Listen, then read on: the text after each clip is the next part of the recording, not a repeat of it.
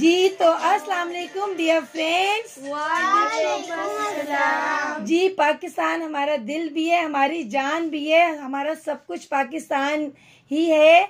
Welcome you all in story time with खाला। तो जी कैसे हैं फ्रेंड्स?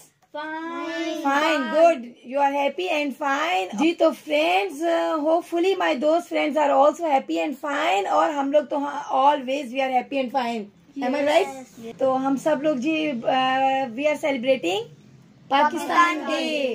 पाकिस्तान डे जैसा कि आपको पता है कि जी it is the month of March, और मार्च के जो सबसे स्पेशल सबसे इम्पोर्टेंट इवेंट होता है दैट इज पाकिस्तान डे।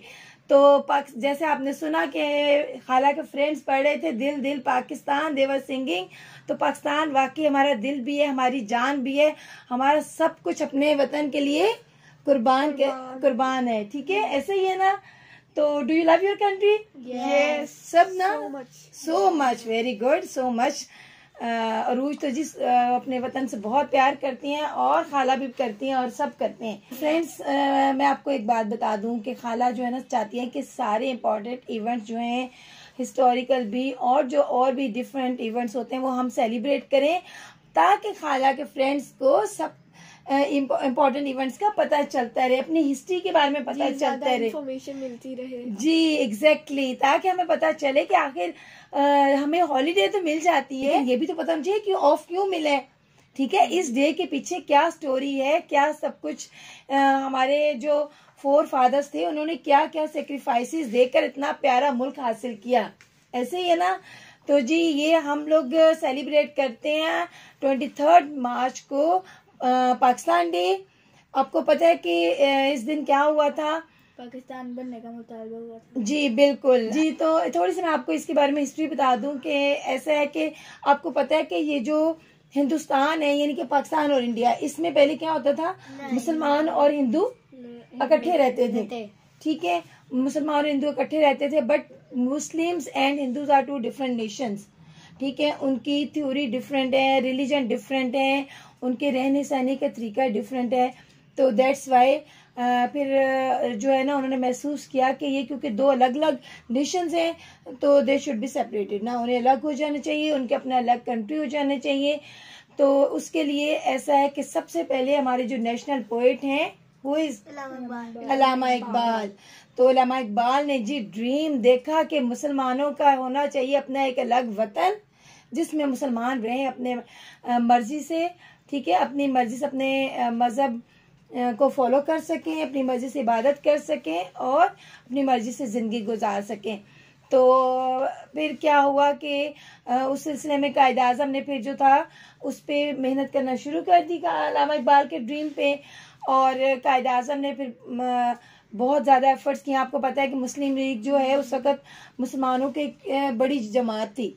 ठीक है, उससे पहले कायद आजम ने भी कांग्रेस ज्वाइन की हुई थी, क्योंकि पहले कायद आजम भी जो चाहते थे कि मुसलमान और हिंदू मिलके रहें, लेकिन जब कायद आजम को पता चल गया कि मुसलमान और हिंदू इकट्ठे नहीं रह सकते, तो फिर कायद आजम ने भी कांग्रेस को छोड़ के मुस्लिम लीग को ज्वाइन कर लिया।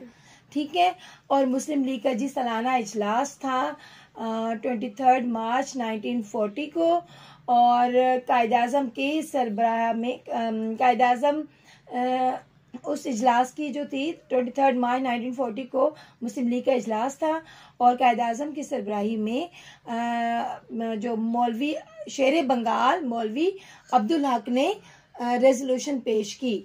ठीक है, जो करारदादे पाकिस्तान थी यानी पाकिस्तान रेजोल्यूशन, वो पेश की, जिसमें उन्होंने क्या मुतालबा किया था कि जहां जहां मुस्लिम मेजोरिटी में है वो इलाके जो है मुसलमानों की अलग हुकूमत बना दी जाए। ठीक है, और फिर जनाब वो जो करारदाद पेश की गई थी, जो रेजोल्यूशन पेश की गई थी, उस पे सबने तायद की, यानी उसको सबने एक्सेप्ट किया। मौलाना सारे मुस्लिम लीडर्स ने उसको किया। ठीक है, एक्सेप्ट किया। तो उसके बाद क्या हुआ जी, कायद आजम ने अपनी कोशिशें बहुत तेज कर दी, दिन रात उन्होंने मुसलमानों के लिए एक कर दिया।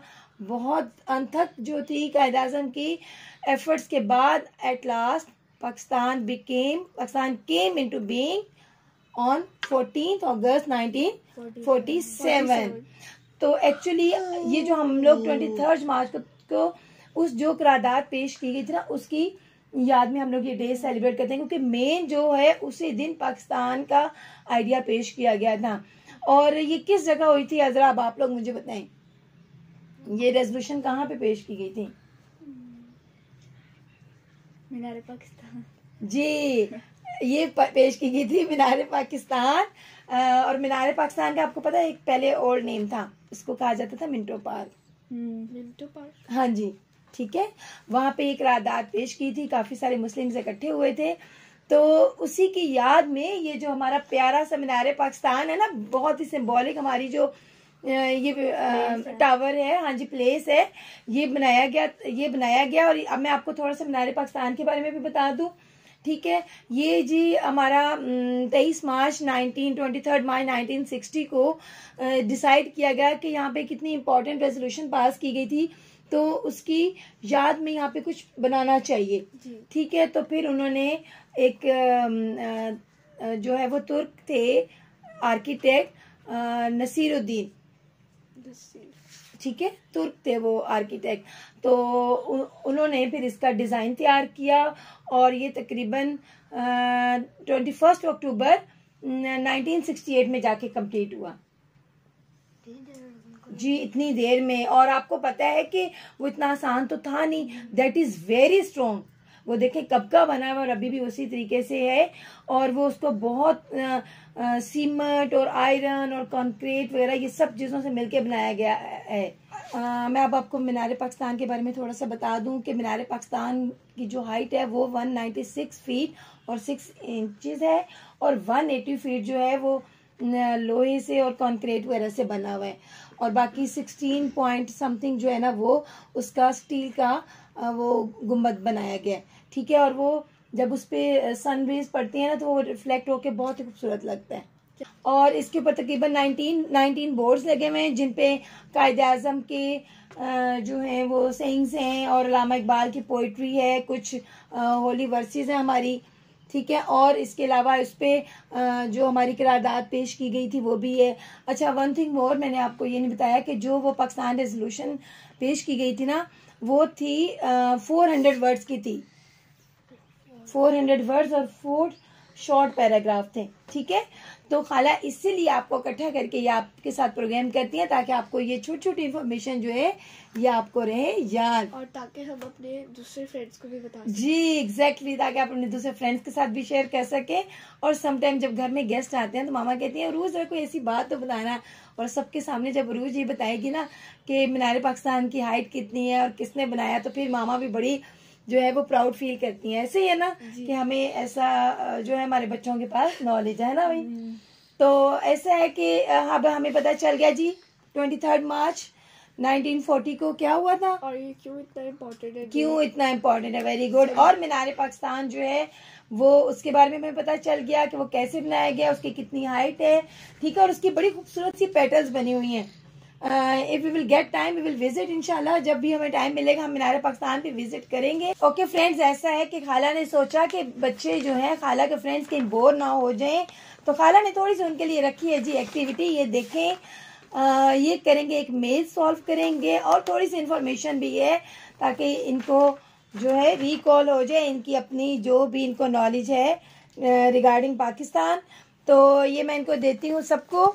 You will start at the same time. तो देखते हैं पहले कौन सॉल्व करता है, मेज पहले कौन सॉल्व करता है, उसके बाद बाकी इंफॉर्मेशन है।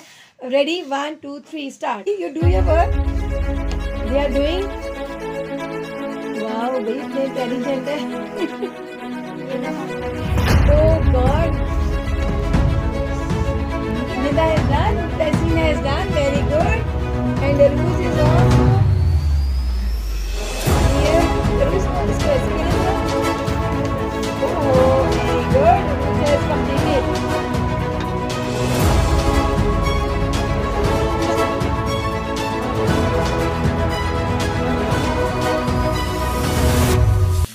जी तो friends, my friends have completed there activity. Now look at this activity page. This was the मेज। ये इन्होंने इसमें मैप के अंदर मेज था जो इन्होंने रास्ता तलाश करना था। They have done and they have coloured the map also. और जी कुछ इन्फॉर्मेशन थी वो भी उन्होंने सॉल्व कर ली।